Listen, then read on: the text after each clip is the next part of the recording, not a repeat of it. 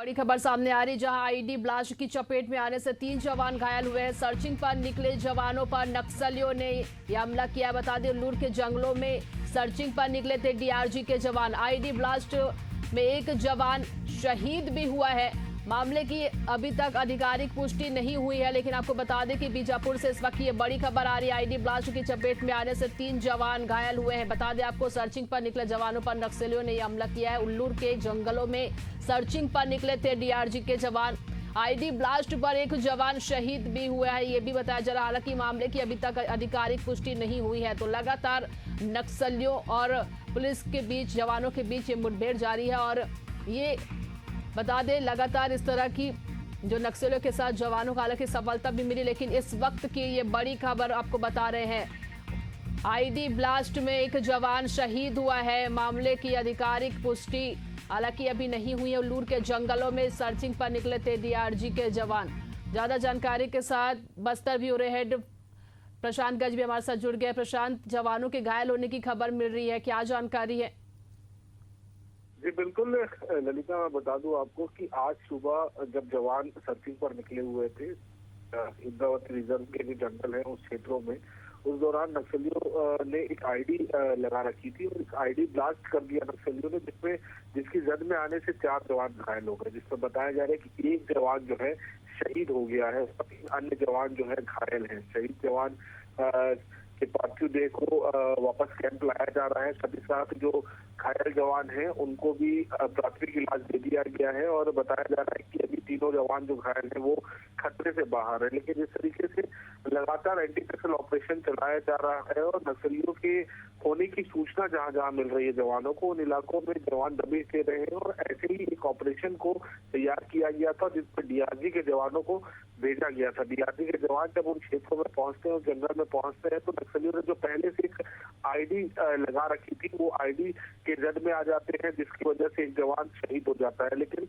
लगातार अभी भी सर्चिंग जारी है और इलाकों में नक्सलियों के जो क्षेत्र है जहां पर नक्सलियों की होने की सूचना थी, उन इलाकों की तरफ जो है जवान लगातार सर्चिंग कर आगे बढ़ रहे हैं। जी बिल्कुल प्रशांत, ये भी आपसे जानना चाहेंगे कि ये जो ब्लास्ट हुआ है वो किस एरिया में हुआ है, और ये भी अभी कहा गया कि अभी तक आधिकारिक पुष्टि बस होना बाकी है।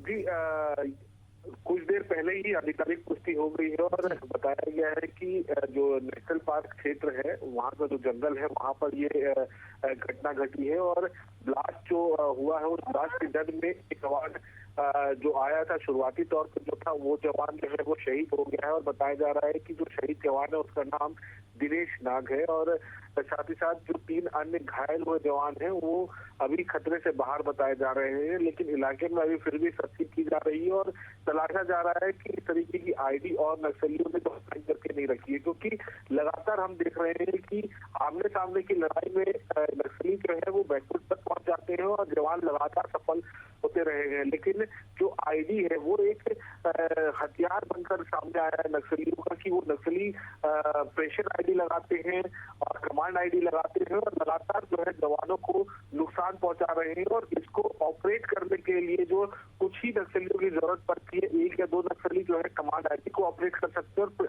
प्रेशर आईडी के लिए नक्सलियों की होने की जरूरत भी नहीं पड़ती। तो ऐसे में जवानों को सबसे ज्यादा खतरा अगर बस्तर के अंदरूनी इलाकों में, सर्चिंग इलाकों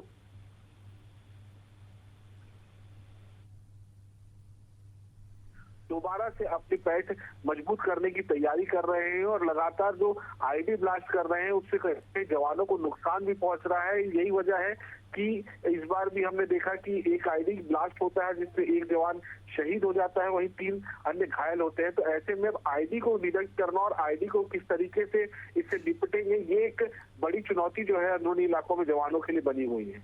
जी बिल्कुल, और इस तरह से नक्सलियों की कायराना हरकत का ये हिस्सा ही माना जा सकता है, क्योंकि लगातार नक्सली जो है बौखलाए हुए हैं अपने, जब जवान ये सर्चिंग ऑपरेशन चला रहे हैं और लगातार सरकार भी इस तरह के ऑपरेशन चला रही, नक्सली ऑपरेशन। ये भी जानना चाहेंगे आपसे कि क्या कुछ इनपुट वहां से मिला था नक्सलियों के होने का, और कैसे उन्होंने, देखिए लगातार इस तरह ब्लास्ट हो रहे हैं, आईडी ब्लास्ट लगाकर नक्सली अपने इस तरह की हरकतें दिखा रही है और बौखलाए हुए नजर आ रहे हैं नक्सली। देखिए, जिस तरीके से केंद्रीय गृह मंत्री ने एक दावा किया है कि मार्च 2026 तक नक्सलवाद को बस्तर से खत्म कर दिया जाएगा, और इस ओर लगातार हम देख भी रहे हैं कि जवान सफल हो रहे हैं।